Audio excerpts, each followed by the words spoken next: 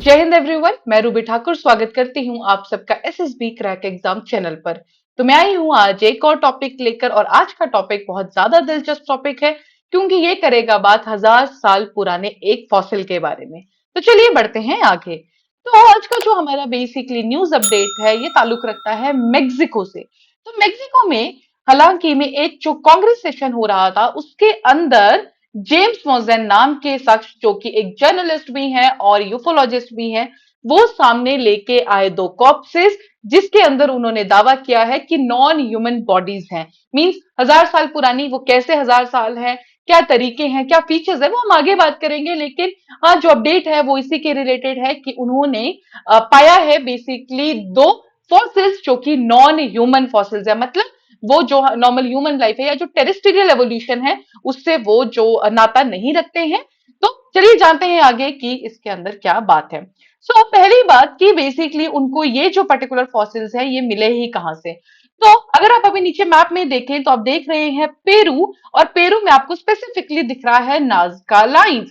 तो ये जो पर्टिकुलर स्पीशीज जो ये फॉसिल्स लेके आए हैं, जो ये लेकर आए हैं कहां से, हमारा यही पर्टिकुलर एरिया जो मैप में अभी आपने आपको मार्क किया, दैट इज द नाजका लाइन से।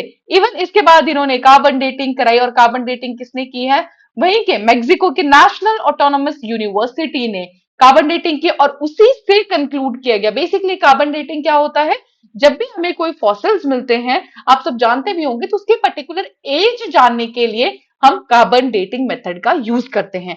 तो इसी पर्टिकुलर मेथड से ये जाना गया कि जो ये फॉसिल्स हैं ये कितना साल पुराना, 1000 साल पुराना है।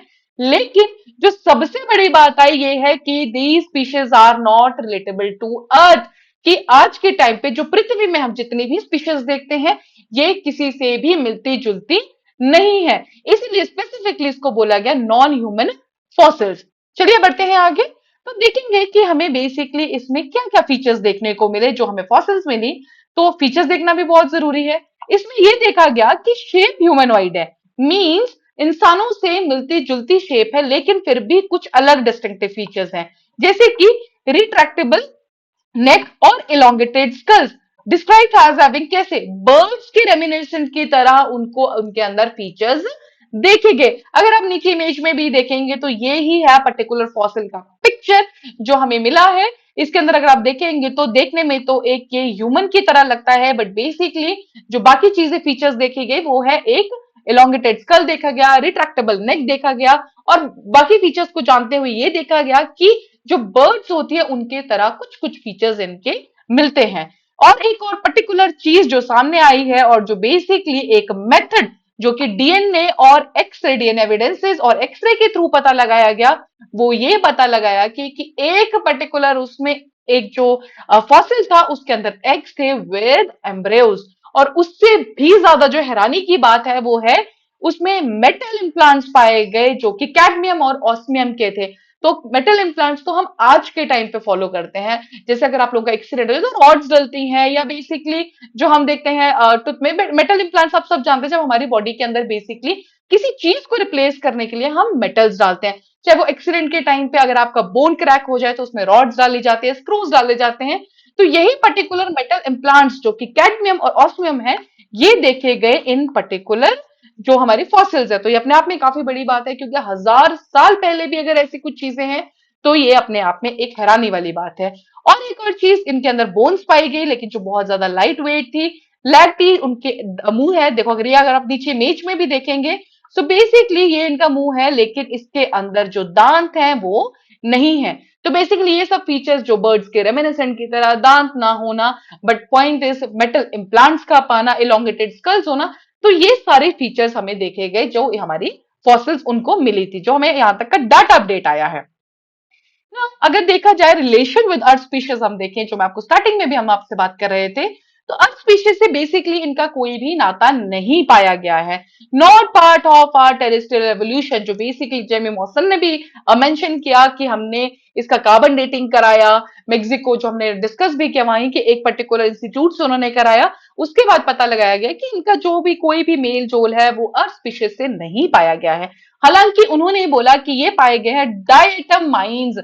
इसका मतलब जब डायटम माइंस आपको वर्ड मिलेगा तो इसका मतलब ये होता है कि दे आर नॉन ह्यूमन। तो बेसिकली डायटम माइंस का मतलब ही क्या है, नॉन ह्यूमन। और उन्होंने यही कहा कि इनको बाद में फॉसिलाइज किया गया। तो दूसरी बात, हमें नहीं पता कि ये एलियंस हैं या नहीं, but yes they were intelligent and हमारे आसपास ही वो रहे हैं। क्यों? क्योंकि मेटल इम्प्लांट्स हमने देखा उनके अंदर। तो उन्होंने कहा कि ऐसा नहीं है कि हमारी एक ह्यूमन बीइंग ही एक अकेली एक ऐसा जो विराट वही रहते हैं, बट बाकी भी कुछ ऐसी चीज है, एलियन है या नहीं, ये जो उनका स्टेटमेंट आया है बेसिकली। तो इनका कहना बेसिकली इस पर यही था। लेकिन इसके ऊपर जो सबसे बड़ी बात आई है वो है नासा का यूएफओ पैनल, जिनका बेसिकली काम ही ये है कि वो इन सब चीजों पर बात करते हैं। कोई भी हमें फॉसिल्स मिलते हैं या यूएफओ जो आप जब जानते हैं कि अनआइडेंटिफाइड फ्लाइंग ऑब्जेक्ट्स, जब आपको ऐसा कुछ अर्थ सरफेस पे मिलता है तो इनके ऊपर सारी जो रिपोर्ट्स आती है वो बेसिकली नासा का यूएफओ पैनल ही देता है। इनका कहना यह है कि हमें भी ये न्यूज ट्विटर के थ्रू मिली है। हालांकि हमारे पास प्रॉपर इसके कोई भी जो एक सैंपल है वो नहीं मिले हैं। हालांकि उन्होंने मेक्सिको गवर्नमेंट को कहा है कि जो ये पर्टिकुलरली सैंपल्स हैं ये ऑल ओवर वर्ल्ड जो भी साइंटिस्ट को दिए जाए ताकि इनके ऊपर फर्दर रिसर्च की जाए। और उनका कहना ये है कि पर्टिकुलरली इस टाइम पे जो हमारा मेन फोकस होना चाहिए वो होना चाहिए साइंस और सैनिटी पे, ना कि कंजेक्चर और कॉन्स्पिरेसी पे। तो बेसिकली इसीलिए उन्होंने सैंपल्स की मांग की गई है कि इस पर्टिकुलर सैंपल्स को ऑल ओवर वर्ल्ड में दिया जाए ताकि साइंटिस्ट इस पर रिसर्च करके क्या इसकी रियलिटी है ये हाँ जान पाए। दूसरी बात, जो बाकी वहां पे अपोजिशन है उन्होंने इसको एज अ स्टंट भी बोला है मेक्सिको में। हालांकि जो जेम मॉसन है इनका 2015 में भी एक ऐसा ही एक रिसर्च लेकर आए थे। सो यू नेवर नो कि अब आगे क्या होगा, वो तो जब रिसर्च आएगी कुछ ऐसा कुछ पता लगता है तो हम जरूर इस पर बात करेंगे। बट हाँ, मेटल इम्प्लांट्स होना और इस तरह का कोई भी फॉसिल होना अपने आप में एक बहुत अचंभित करने वाली बात है। So that's all for this particular news update. तो चलिए देखते हैं आगे। अभी आपको स्क्रीन पे दिख रहा होगा हमारे इंटरव्यू ऑनलाइन कोर्सेज। तो ये एसएसबी क्रैक एग्जाम तैयारी कराता है आपको इंटरव्यूज की, और वो जो कि पूरा ऑनलाइन कोर्सेज रहेंगे। हर महीने हमारे बैचेस बैठते हैं, तो आप जल्दी से ज्वाइन कीजिए।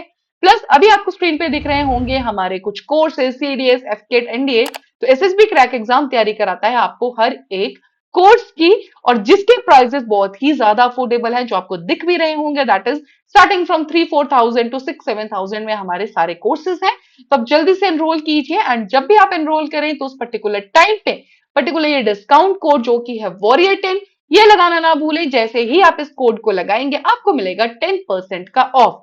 So that's all for the day. जय हिंद, जय भारत। अगर आप एक डिफेंस एस्पिरेंट हैं और SSB interview, NDA, CDS, AFCAT जैसे एग्जाम्स के लिए प्रिपेयर कर रहे हैं तो आप एसएसबी क्रैक एग्जाम्स के कोर्स को चेक करना ना भूलें। आप हमारी लर्निंग एप्लीकेशन को गूगल प्ले स्टोर से भी डाउनलोड कर सकते हैं।